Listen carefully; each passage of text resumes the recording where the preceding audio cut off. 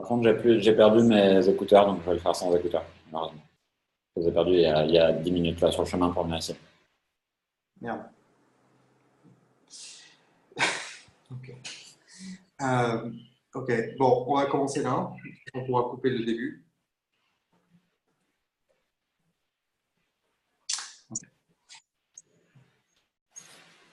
Désolé. Là. C'est bon. Ah, attends, je me suis moins bien préparé la dernière fois là.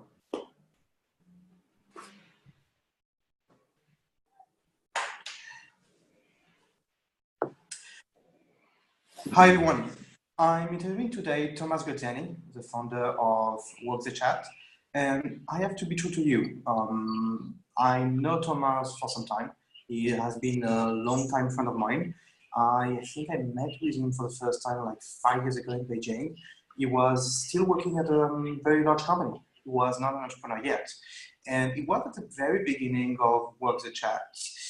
um, I follow this entrepreneur story, and one of the things I'm very interested in knowing more is how he switched from an agency to a SaaS system, to a SaaS business, which is what he has been doing over, I think, the last 2 years. And I'm very interested as well to know more about how he came up with this idea of Work the Chat, a WeChat agency, which is one of the first ideas he had, the first business he started, and I'd like to discover all this. Welcome, Thomas. Thanks for being with us. Hi, Mathieu. Nice to be here. How was it, the intro? Pretty good. Good? Okay. Very, very transparent. I like it. Okay, thanks. So yes, I know you, I think I met with you in 2014, or no, actually 2013 maybe, right? When did you begin Work the Chat? Around 3 years ago, but I think we know each other before that because I tried to start a art photography gallery before that in Beijing. And that's when I first met you because I was recommended to talk to you to talk about pricing for my products. And that was the first introduction from our friend Gilles. Okay, I didn't remember. Okay, good.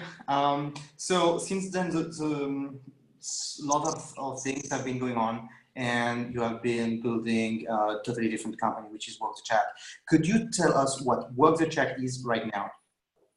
Yeah, so today we are basically an e-commerce platform which enables merchants outside China to sell inside China via WeChat. So it's like kind of a Chinese WeChat version for Shopify. You can create your store and then your Chinese customers buy in China with a completely China WeChat friendly interface, and you receive the money in your bank account in the US or France or wherever. Okay. I see. So to sum up, you are providing a kind of plugin solution for Shopify shops, for actually any shop, right? It could be WooCommerce, I guess, Magento. Yeah, exactly. And you plug in. Yeah, we have our own platform, and it plugs into other e-commerce platforms. So it can work by itself without any third party. But let's say you have a Shopify store and you want to run all your orders, all your inventory through Shopify, then you can just use our platform to provide the storefront and maybe some China-specific CRM and targeting and campaign capabilities. But you manage your actual orders on Shopify. So you really have the two options. You can really do everything on our platform, or you can just use it for the front-end promotion side and use your Magento or Shopify store for fulfillment. Okay, so if one of the person who is listening to us has a Shopify shop, he can take your plugin and immediately being visible to the Chinese market. Doesn't mean that we get traffic immediately. You will have to bring traffic, or you can help maybe, but that's not the core value proposition of your software, which is actually to connect a bit like I guess like Lengo or like Lengow in Europe. Do you know this company? Yeah, I know it. It's kind of similar. I mean, there are differences because Lengo, I believe, I'm not an expert of what they do, but they're able to basically have a centralized way of listing your products in different e-commerce platforms. What we do maybe is a bit more specific to WeChat, so it's also a bit more customized for WeChat. But to answer your earlier question, so yeah, you're right. When our merchants set up on WeChat, they don't get instant traffic. So we don't make the promise of merchants that just by listing on our platform, they will get sales. When they list on our platform, basically it's just like if you created your Shopify store and then you need to drive traffic to it. So we do have clients who get sales very fast, but it's because they already have interest for their products in China. And then when they launch on WeChat, some of the customers find it more convenient and start buying. So we did have some cases of clients who launch and without any special promotion, because they had some kind of existing presence in China, they were already sold by other marketplaces. When they started launching on WeChat and they provided the product a bit cheaper because it was their own channels, they didn't have to pay the fees to all these platforms, then clients started buying through it directly. But that's a minority of the cases. A lot of our clients actually have to run campaigns so that they can get sales. Okay, I understand. So can you tell us about Work the Chat now? Size of the company, number of people working, or number of clients? Anything you can disclose to give a sense of the size, the momentum you're having now for the audience. Sure. So today we work with about 100 paying customers. So the way we work is basically monthly recurring revenue. So clients pay us every month to be able to use our platform, and the fees are between 200 and 1,000 USD for just the software. But some of our clients pay us more than that. So you were asking earlier, do we handle the part about traffic? The answer is sometimes. So for all of our clients, we provide this kind of basic e-commerce layer where we charge between, as I said, 200 and 1,000 USD. And then on top of that, we have some upsold services, which can include customer service, marketing, content. But we don't do that with all of our clients. We actually do that with a small percentage of our clients, with who we really want to kind of do the whole thing, the full stack approach, so that we really understand how to market to China and we stay connected to the market. But some of our clients are also agencies who are then reselling the platform to their clients. And in that case, they would handle everything. So yeah, as I was saying, about 100 clients, which can bring between 200 to 10,000 USD and above of revenue, depending on the size and depending on the extent of the services that they purchase from us. Okay, among the 100 clients you are getting now, what's a typical client? I mean, what do they sell? I guess it's by the way, it's only physical products. It could be services, it could be like traveling or something like that, or services. It's only product. Yeah, it can only be physical products because we're doing cross-border payments with WeChat, and legally WeChat has to basically make sure the platform is not being used to funnel money out of China. So in order for things to be clean, when a transaction takes place, it must be associated with a Chinese customer ID and with a shipping number, so that then the Chinese government, if they want, can track and make sure that we're not using the platform to take renminbi out of China. Because converting from local Chinese currencies to USD is actually like a very regulated thing. So we have to operate in this framework, which is set by WeChat. And to answer your previous question, a typical client very often will be either in fashion, like cosmetics or F&B industry. Usually we're talking about clients who are not super famous. They are famous within the niche. So very often like mid-end niche fashion brands, which might be famous in New York, or might have some visibility in New York or in Italy or in the local market, but they're not LVMH level of famous, and they want to get started in China. They're not selling here yet, and they want to get visibility. And very often our clients would already have some kind of visibility in China. Maybe some bloggers already identified the brand, start talking about the brand, but they don't have the official channel yet to sell. So that's when we come into play and we help them set up this official channel through cross-border. And they don't want to have like full-fledged like big teams in China at this stage. They just want to basically be able to sell to this market, ship to this market, and that's why we help. I understand. So when do you think a company should contact you? When do you think a company should install the plugin or Work the Chat on Shopify? You say mid-size, but it's difficult to know when you are reaching mid-size. Do you have some metrics? Yeah, usually they should be like somewhere above 20 million USD of sales is in their home market, because getting into China is not necessarily cheap. It's like we try not to overpromise in any way to our clients. So we don't tell them, well, you're going to spend like a few $100 on the platform and then you will get sales. We try to be transparent about the fact that there is very often a marketing expense to get started in China. So very often it will be at least dozens of thousands of US dollars spent on paying some key opinion leaders so that they start promoting the brand. So we have some good cases of companies spending less than that. So recently we had a fashion brand which put like 8,000 US dollars of investment in key opinion leaders, got about just below 60,000 US dollars of sales for a company which is basically just getting started in the Chinese market. So we are getting good results sometimes with low investment, but it's not first, there is still an investment.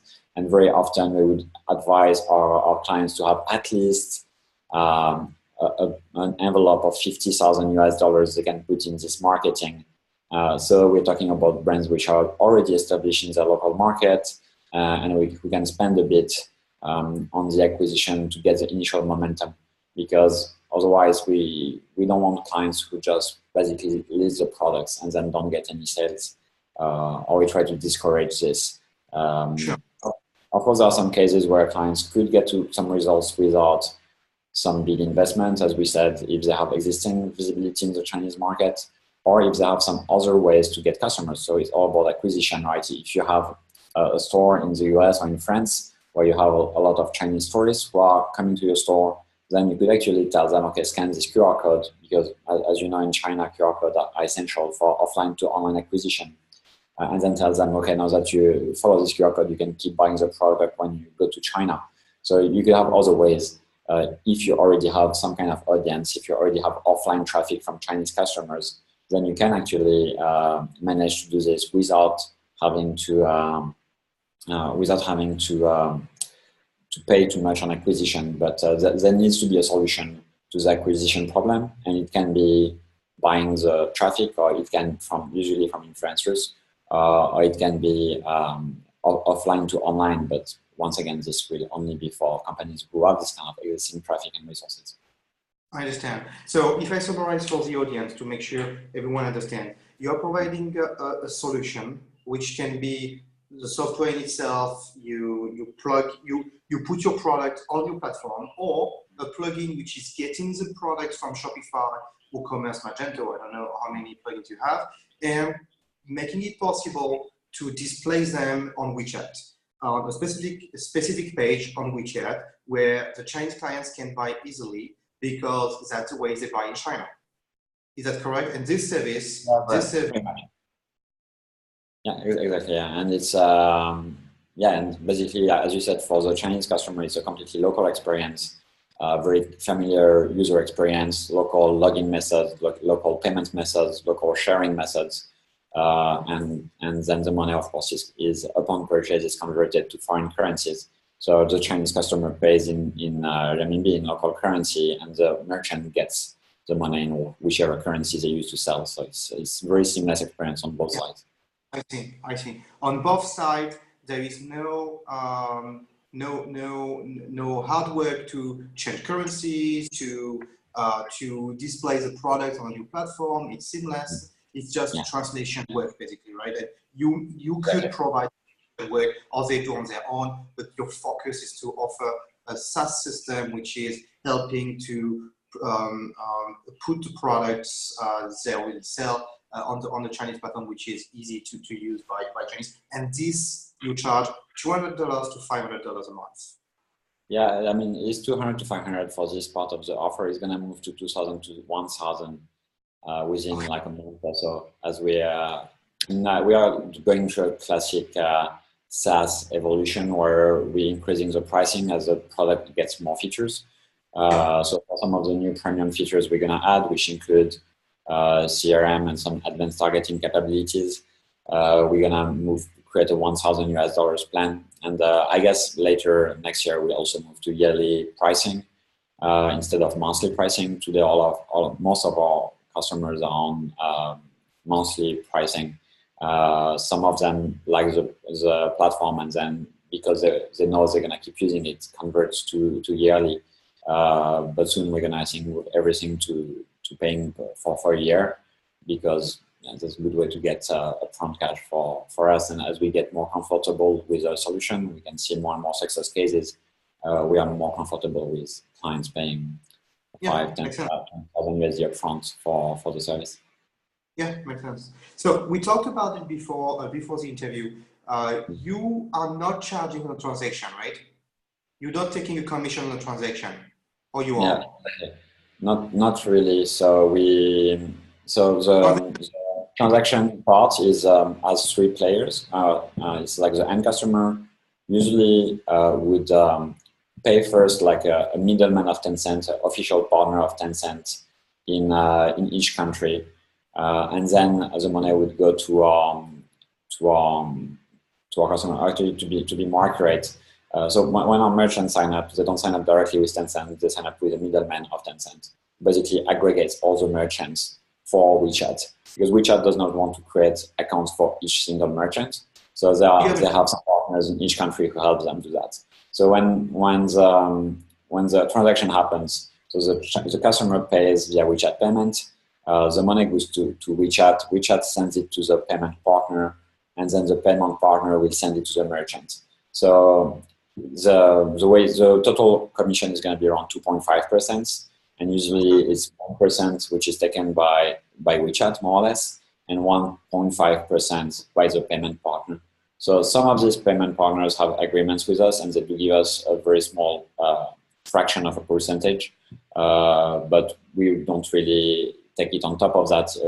We take it from the fraction taken by the payment partner. Basically, they give us kind of like if you would recommend a client to someone, and then the client would pay the normal price, but you would get an affiliate commission, where we get an affiliate commission from some of the payment partners. I understand. So WeChat system and WeChat Pay is partnering with middlemen. Do you have some names, by the way, of middlemen? Nihao Pay would be one. Nihao like hello. Okay. Royal Pay, so this is our partner for US and Europe. Royal Pay, ROYAL, like Royal, is our partners from Australia, but we integrate to like a Okay. dozen different providers today. Oh, Maybe even more than that, because we keep integrating ones that where we have a client who's using a provider, we see this provider has good technology, is using good terms, is providing good terms, we would just add them to the platform. And yeah, so okay. that keeps expanding over time. Okay. So 2.5% is what WeChat Pay is taking. In Is it total, correct? yes, that was the merchant has to pay in total, taking into account all the stakeholders, so both Okay. WeChat Pay and the middleman. And if they Okay. would sign up with WeChat Pay directly, which is a possibility, they would still pay more or less the same percentage, because basically WeChat Pay is giving a discount to this middleman, and then they get the difference. So for merchants, it makes more sense to use this middleman, because they actually provide better APIs than WeChat Payment, I see. and they're much easier to speak with. They're much more reactive. If there is a question or if there is any kind of issue that the customers want to discuss. So we don't really recommend going directly with WeChat payment. Although it's a possibility. We also have this integration, of course, but in practice, we find it creates more problems than going through this kind of distributors. Okay. Okay. I see. Basically, 2.5% is very, very little. I mean, compared to, if I remember, PayPal and Stripe are about 5%, 4 to 5% when it's Yeah, cross-border, right? yeah, it's quite reasonable for a cross-border payment transaction. It is very reasonable. So it's like we never had any merchant being bothered by the 2.5%, definitely. I mean, I think for most of our merchants, the biggest question is on the marketing and how to get returns, right? So that's the real expense of the endeavor. The whole setup on our platform is quite fast. I mean, it's quite smooth. The costs are not outrageous. The real cost comes when you have to start paying key opinion leaders, influencers to drive traffic. So that's where we have to maybe do a bit more hand holding, is to explain to our clients how to do this. And as we get more and more success cases, it's getting easier because we can point to other customers who managed to do it. And it's getting easier over time. Yeah, than it was a year or 2 years ago. Yeah, you've talked about what you mentioned as a success story for one of your clients. So spending $8,000, my notes, I took some notes. So $8,000, and they sold over 60 grams, right? US. Yeah. But just below, actually, I think it's just below 60,000 US dollars of bags there. Okay, 8,000 spending, 60,000 as revenues. Yeah. So if I do the math, I mean, I'm around, I guess, 12%. I mean, 12, 14%. This was pretty ROI. Yeah, this is what. Yeah, go ahead. This is what you can expect for like successful campaigns. I would say like between 5 to 7 times your investment in sales. Of course, it varies, right? It's social, so there is a lot of uncertainty, and also this cost goes down over time because when you do your first campaign, you completely rely on the key opinion leaders. So you don't have your own asset, you don't have your own traffic, right? Because when we help our clients, we first help them to set up this WeChat official account, which is like a Facebook page, right? For WeChat, people are gonna follow it, they're gonna be able to send notifications, and this WeChat official account will link to the shop. So it's like if you have a Facebook page linking to a Shopify store. So when you get started, you don't have any following, so you have to pay basically for each view and for each sale. And as you expand and as you keep doing campaigns, usually when you run a campaign, you don't take people directly to the store. You ask people to follow your account. So you are accumulating followers on this account, this asset, and your cost of sale gets down over time and becomes more predictable. So at the beginning, you're gonna have a bit more to spend to acquire sales, and also you're gonna have much more variability because people don't know you, and some of the key influencers are gonna be a great fit, some less. And then as time goes by, you can get a bit more visibility on how much sales you're gonna get on WeChat because you're gonna run your weekly or monthly campaigns on your account, and you will get some sales coming like this in a way which is a bit more predictable, a bit more recurring. Okay, so the 8,000 including your fees? No, this is how much spend in marketing, but our fees, yeah. Okay. This is without including as some initial investment to maybe do a bit of design and also our fees. But I think for this store, I mean, there might be spend. I mean, it's a few hundred USD per month, right? So our fees are not really changing the calculation of the ROI. And I mean, we look at ROI as a campaign levels because once you have a good ROI on a campaign, you can kind of reproduce it and scale it. And hopefully our fees, because they are flat, get smaller and smaller as a part of this. Yeah, but I try to understand so the audience can have some metrics in mind and project some business ideas into the Chinese market. So total amount of money to get 50,000 US with no fame initially. The product is known now. It's not now. It's not much now. I mean, or the brand is not much now. So 2 questions: how much does it cost total? I mean, to spend with your fees and so on. And the question behind this is how long did it take? Because if it took a year, that means they had to spend every month for 1 year.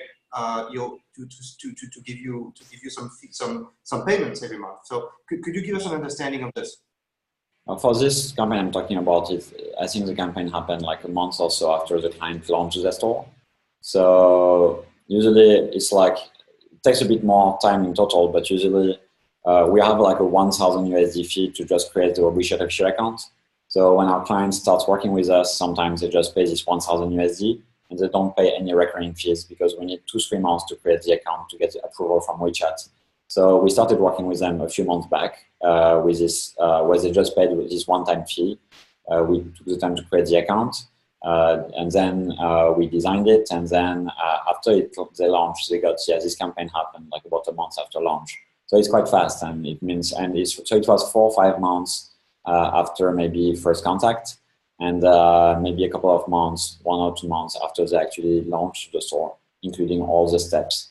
And they didn't have to pay big amounts in the initial step. For the first 3 months, I think we were just focusing on creating the account. So we were basically waiting for approval from WeChat. And then the next 2 months were more focused on really preparing the store, running the first campaigns, and getting these results. So it's quite fast. That's a nice thing. Total month spend, 8,000 US in ad money, marketing money, right? Yeah. And your fees total, like it's like 10, 12,000, right? This a bit less than that, I think, because I think this client was like 3,000 USD design, 1,000 USD account creation, maybe like 1,000 USD at most of fees for the store over a couple of months, and maybe a bit for content. So because I think we helped them create some content, but the content was not really what brought the sales. Content is more for nurturing or on the long term. So I think what's actually spent on design, account creation, account creation and campaign in total was around 15,000-20,000 USD. But I think this is more of a lucky case in the sense that, as I said, I would recommend clients to have an envelope of over 50,000 USD to get started so that they can really seeing some returns. Managing to do it with a total envelope of 15,000 USD is rather unusual. This client was willing to spend more. It's just the return came quickly. But I think you need to be ready to invest a bit to see actual returns. If you spend like 2,000 USD on a campaign, then you lose hope. And this is quite likely the first or second campaigns are not going to hit big hits right away because we need time to find the right influencers. And yeah, it takes a bit of luck too because it's social media. So it's going mostly through influencers. So there is like a hit or miss component to it. Yeah, when I compare the numbers, basically you are on a ROI which is between 25 to 30%, which is actually when we compare to like Google AdWords or Facebook AdWords, I mean Facebook or whatever we call it, it's pretty good because I remember that e-commerce conversion is about 1 to 2% online in the West.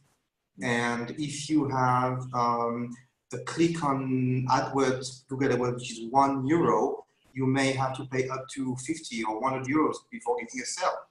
So it's not bad at all, actually.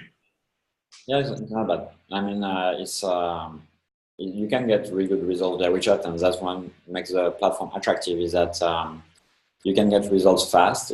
Of course, it suggests that the product is good, right? So it's like, it's not the kind of product results you can get with any product, and the product must have some kind of fit also with the Chinese market. So that's why I was saying with some kind of fashion, cosmetics items, some F&B products, we get really, really good results.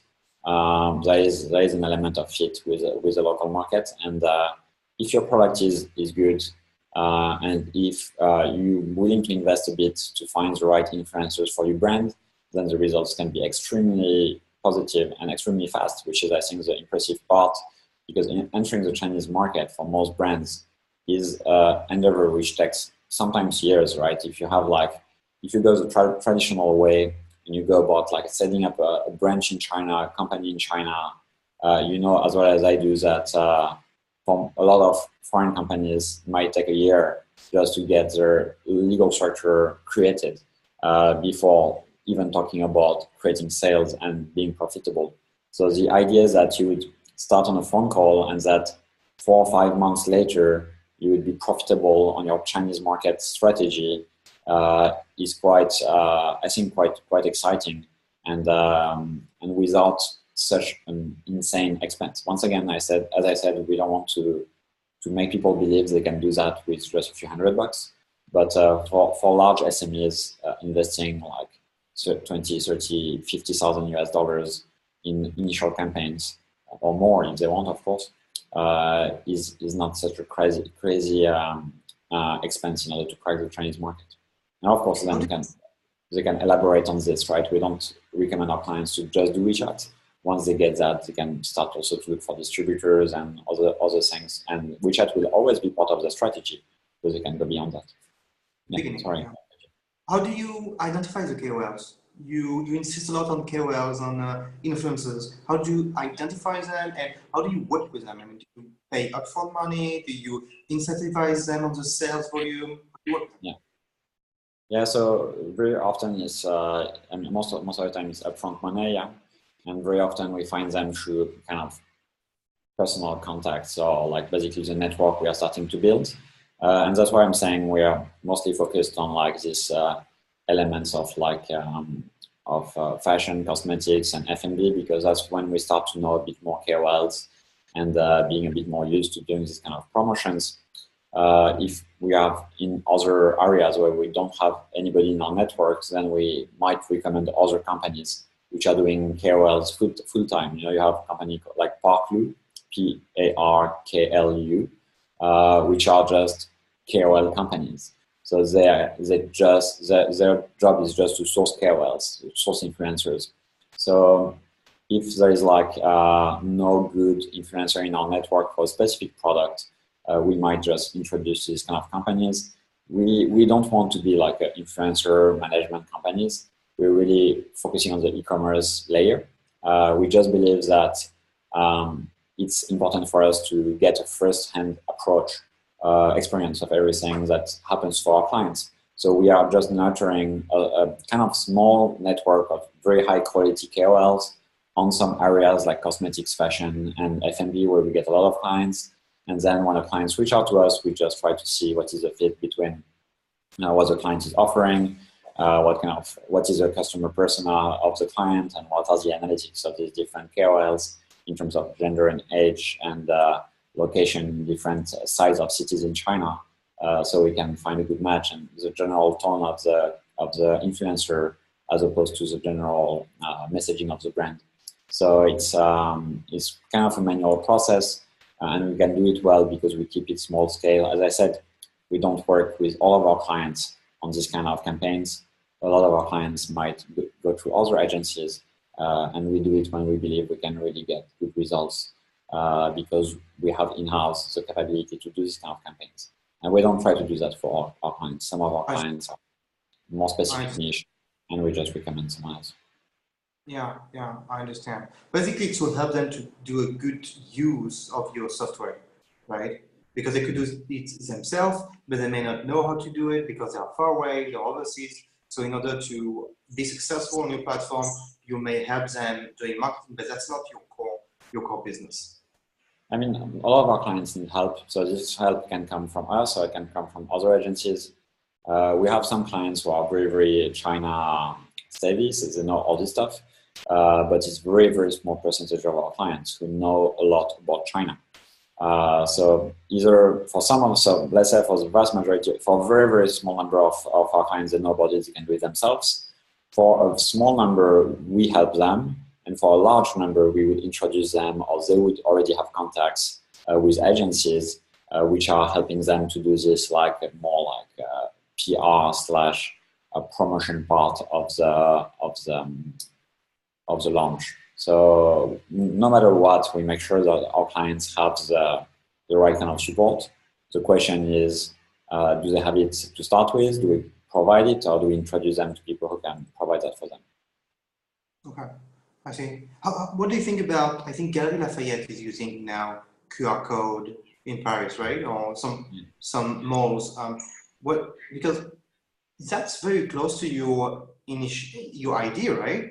To help local businesses being able to connect with Chinese tourists or Chinese clients and getting sales from them through your platform. What do you think about it? Yeah, so actually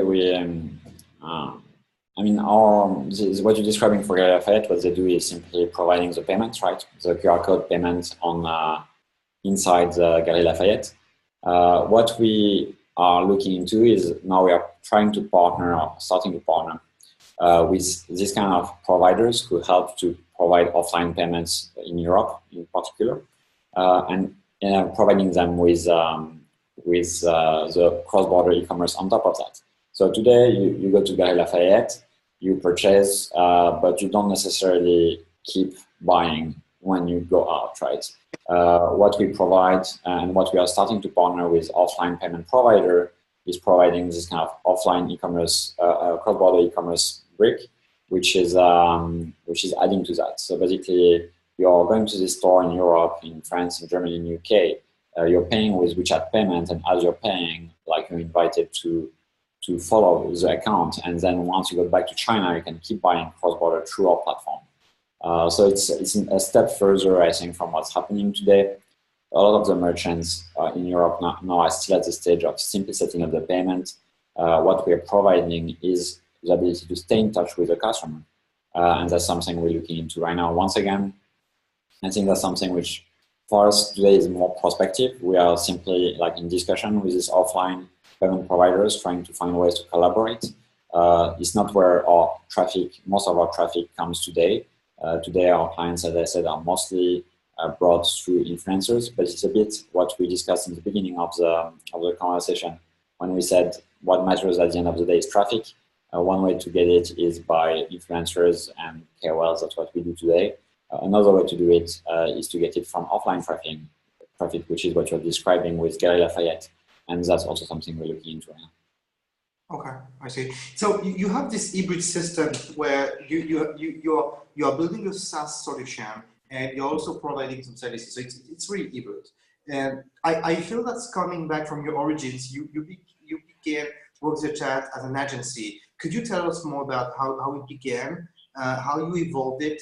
I saw a lot of businesses which were agencies and failed at building products, and a few of them have been able to do it, which did very well actually, like MailChimp came out from an agency, AppAnnie, I think came out from a kind of agency at the beginning. So could you tell us more about how you did the pivot and the conversion? Well, we're just very frugal as an agency. We never tried to really scale the agency, so this was a tough choice back in the days. Now it's getting a bit easier to live with this because we're seeing some really growth on the software side, and we're seeing good success stories and getting momentum. But basically, I chose to not take so many agency projects and to keep the agency small because I was afraid. I mean, I didn't like the agency work so much. We still do a bit of it. We have a few agency clients, but who are like, let's say, good clients. For instance, like we just started a small project with Cisco, which we renewed because we helped Cisco deal with some of their WeChat processes. They are good clients. They're quite smart, quite sophisticated, so they're easy to work with, and some of this consulting money helps to still bring some capital to the business. So we're still doing a bit of it, but I didn't want to do that long term, and I didn't want to be dependent on this to run the business. I didn't want to have, because having clients as an agency is can be very crushing because basically you're kind of the slave of the client, right? While when you're running a software business, we are today, of course, we have to be good to the clients. We have to provide good service. But at the end of the day, with about 100 clients, we don't really depend so much on each client, and we keep growing. And the weight of each client gets smaller and smaller, and it gives them some kind of peace of mind, and it makes it much easier to run than running a business where you're having 5 or 10 active clients, and then if you lose one, it's like a very, very big blow for your morale and for your company and for the finance. So yeah, I just decided not to get into that and to kind of stay very, very low key for the agency until we found a model which works, which is something which we stumbled into about a year and a half ago, and which is gaining more momentum today. But yeah, it was mostly restraint. There was not a lot of genius move we did. We just waited and tried things. But I told before I know you for some time, and I always felt that it could have been a bit painful to do it and to refuse clients, refuse maybe nice budgets to as an agency in order to focus on the product. Because one of the things I find really amazing is that among the expat community in China, you are the one who knows about China, about WeChat. You're the one who every time we're publishing something on WeChat gets a lot of press coverage, a lot of shares, a lot of likes, and so on. So for you, getting quite big on an agency could have been possible, but that was not part of your basically your path and how you saw it. And that's very rare. I mean, to see an entrepreneur who is going to commit to one product and get rid of all the other business he could get, which could make a decent amount of money. No, yeah, there are some difficult calls. Like we turned down some products with JP Morgan, with the French government, with Bosch. Also, we worked with them, but then we refused to quote on some bigger projects. So yeah, it was not easy, but at the end of the day, that's I think where it helps me because I'm a bit weird. I don't really have. I have very philosophical approach to life. Right, it's not really about money. I don't care too much about money. I care about doing the things I want, the way I want them to do, the way I want to do it. And if I make less money, I make less money. I have enough to get by and to live a happy life. So money is not really something which matters too much. If it's getting money to do the wrong thing, it will not help me. I just want to make the thing I want grow, but just getting money in itself is not very interesting. So that's made it easier for me to turn on these projects, although they were bringing money. But they were not what I wanted to do. So yeah, I decided, and I still sometimes do today, to refuse to quote for things which are quite large and could bring quite a lot of revenue, but are not a good fit for what we're doing today. Yeah, an agency is a never-ending fight, and yeah, you always have new product with different requirements, so it's difficult to scale on it. Yeah. I guess that makes why you moved partly in product. Yeah, everything is a never-ending fight, but it's just that in this case, the fight I wanted to fight was the one of building a software business. So it's also a never-ending fight. You're fighting against potential bugs or improving your architecture of your product, improving the stability, improving all the transparency, improving the features. But from a personal standpoint, I find it more satisfying. So that's where I went. I understand. How did you begin? I know that you were at the beginning in very different fields. Picture, photography.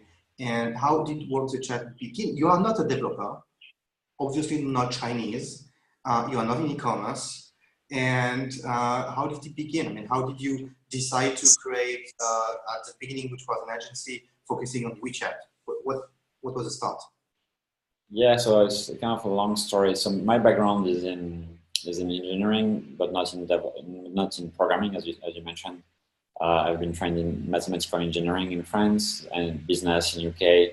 Then I went for a short time at BCG in management consulting, which I didn't quite like. So I quickly left to go to China. And I worked for Schneider Electric, a big French automation company, for 3 years before starting Work the Chat. This is like the professional side, as you said. It's not linked to neither with e-commerce nor with programming. As I was at Schneider, I got interested in entrepreneurship, started a few companies, one in the fashion business, one in the art photography business. And the fashion company, when I started it, I started using WeChat as a marketing tool to promote it, because back in the days, WeChat was just getting started. And I learned about WeChat this way, and then I realized I mean, a lot of companies didn't know how to use WeChat, and I started offering these services to companies. Basically, this expertise I was building, as you mentioned, I started blogging about it. So I was the first, basically, person to write about WeChat in English, and now we have quite a very active blog, which gets us a lot of traffic, which we've been maintaining for the last 3-something years since I started with the chat. And yeah, and that's how it started. And quickly I realized that the WeChat thing was making much more money than the art photography. So I gave up the photography project and started focusing on WeChat.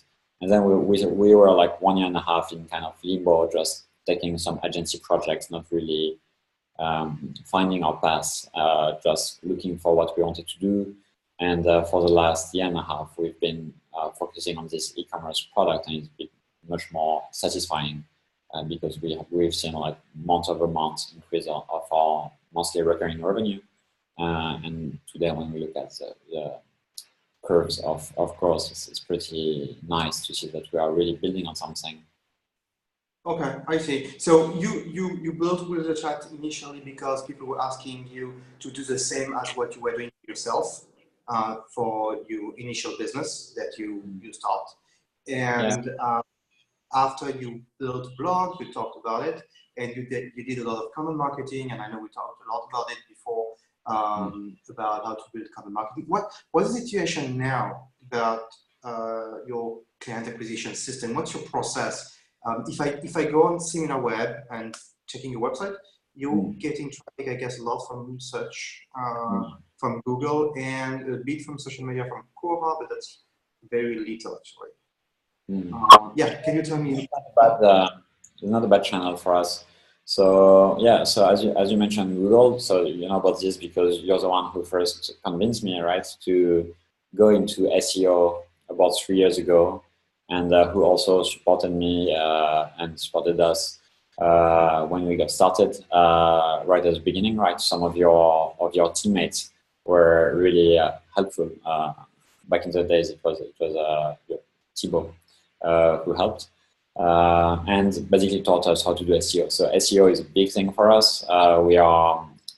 If you write any WeChat related keyword, if you type WeChat shop, WeChat store, I think we are either the number 1 and 2 or number 1 to 3 on the first page of Google.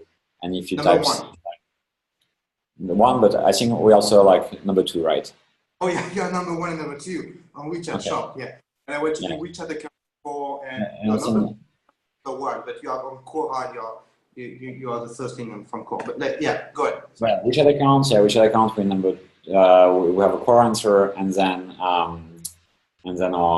it's like it was a WeChat official website, a Quora, and then our answer. Anyway, on all these keywords, we are really crushing it. Usually, it's only WeChat which is above us for the vast majority of these keywords, and most of the time we are just number 1. And sometimes we have a few of the first places for WeChat advertising, WeChat key opinion leaders, all these things. So this really helps, definitely. We're getting more client referrals, of course. Quora actually is bringing very qualified traffic. I have I think 30,000 views per month on Quora on my Quora profile, and I'm top answerer for WeChat. And people who ask questions like how do I create a store on WeChat obviously are very, very qualified. And they do convert to our website, some very, very qualified traffic. And we are using now also all the forums about like Shopify. People are discussing how to create a store how to make the Shopify website WeChat friendly or China friendly. We would write some answers there, and that would drive very qualified traffic. So sometimes it's not just about like the volume. These forum channels can be quite efficient in driving very, very qualified leads, and this leads convert very high. I see. What do you think about Quora? Because I feel that a lot of very, very naive questions. Do you feel it's really a useful platform for people? I mean, it's ranking well on Google. It's a great platform, yeah. For also, like if you are just to browse the most answered questions on Quora, of course it will be a lot of things about American politics or dating stuff, which is not very relevant to business. But as you said, yeah, it's very well referenced on Google. So most of the time, if you Google a question about WeChat, you would find our website, and then you would find a core answer, and the core answer would be my answer, right? So at the end of the day, when people look for information on Google, being well represented on Quora, and make sure that people find us wherever they look. And also Quora is very often seen as kind of trustworthy source of information because you get opinion from different people about the questions you're asking. So being there is really a good way to provide expertise. And very often we don't directly promote the business, but we provide very good expertise, and then people go on our website, and there are people who are looking for who are asking themselves questions about WeChat, and then they convert to some of our lead magnets. So we also have very, very good lead magnets on the website. So when people get on the website, we have 2 lead magnets which are working extremely well. One is an ebook about entering the Chinese market, and one which works even better is a 5-day email course about WeChat marketing. So people would sign up to that, and then they would receive 5 emails. First one about how to create a WeChat official account, second about shops, third about traffic, fourth about content, and fifth about case studies, which basically will tell them everything about how to market on WeChat. And because what we do is so complex, right? Getting into China is so complex. For us, having all this content, these lead magnets is very important because it enables us first to convert some of this traffic to email collection. And also it enables us to kind of start educating these customers so that when they get to us, they're not at the 0 level of knowledge, they get maybe to 5 or 10%. And they don't need to be all the way to experts, but at least we are speaking from common understanding, and they already know that they have to create a WeChat official account, that there are different types of accounts, that they need to have an account on the store, and they know maybe the different ways they can drive traffic. So that really helps. I understand. So how does it work? People put their email, they receive the training, right? Or yeah. This is just a HubSpot sequence. So they put their email, and it submits a HubSpot form, which then sends daily emails. It's quite simple. Okay. But this is extremely efficient. Especially, you can see also the engagement of users. The big difference between having an ebook and an email course is if you send out an ebook, people read the ebook, or they don't. You have no idea, right? You just know if, maybe at best, you know if they open the email, and that's it. But if you send an email course, then you can see who are the people who actually open the email every day. If you have the links inside the email, you can see which links were clicked. So you can really have some very serious metrics of engagement. And right now, I'm converting this into a Facebook Messenger course, which gives even more visibility in terms of engagement of users. And we have seen, this is very new. We started doing that a few days ago. I just put like $30 of investment on this, promoting this Messenger course, and generated 150 conversations on Messenger. So very, very interesting return on investment. How much was it? How much you spent for 150? 30, and generated and got 150 people to sign up to my course on Messenger. Qualified? Yes, it's quite qualified. So this is retargeting. So these are people who have visited our website, and then I retarget them with that and tell them, okay, do you want to learn about WeChat marketing and at the store? So it's not all of them working in big companies, but that's the beauty of Messenger, is that these 150 are not completely qualified. I mean, they're interested, but they might not have the spending power. But as they get inside the course, I can ask them questions like, you have a company registered in which country, how big is it? And I can store all of this data in HubSpot with a Zapier connection. And then I can find a way to basically weed out the ones which don't have the ability to invest in WeChat, and focus on the ones which are actually very qualified. So this is a very new experiment. I started 3 days ago, and I'm actually doing that myself because I really enjoy discovering new ways to engage people through messaging. This is kind of like my little personal experiments, but this one has seen good results. We have not scaled it at all. I'm still basically crafting the course and discovering what is a good way to provide these kind of courses through messaging, which is kind of new for us. I'm still on SimilarWeb, and I'm seeing that you get a lot of traffic from the US. Is it correct? Like 20%. Yeah, it's possible, and this might also be some people using VPN in China. So, like, this part of this traffic might be Chinese traffic. Like our main geography is, yeah, US definitely is a big one. US, Canada. In Europe, I would say Germany, UK, Holland, maybe we have Italy, and Australia and New Zealand. This would be the main places where we have a lot of interest and clients. Okay, it's a bit different from what I get from SimilarWeb. I get Singapore. Later, I can send you like our actual analytics. I think it's always difficult because US OS tends to be overrepresented because a lot of VPN access is using some nodes in US. And you 50K viewers every month. It's not bad. Not really correct. Yeah. It's a lot. It's good. The point is, it's very qualified. If you look at the way the keywords, which are the main keywords for us on Google, it's like really WeChat Shop, WeChat Payment, WeChat Store, WeChat Advertising. So the people, this is extremely qualified traffic with very high intent. Still content marketing. I feel that we are experimenting as an entrepreneur. We are trying a lot of ways to get new clients, new ways, and so on. But at the end of the day, what's really driving the most of the clients is content marketing still. Online, I think we've been, to be pretty honest, I think I haven't been very good to leveraging other channels. That's also why content marketing is so strong for us. And I haven't been very good at leveraging offline traffic.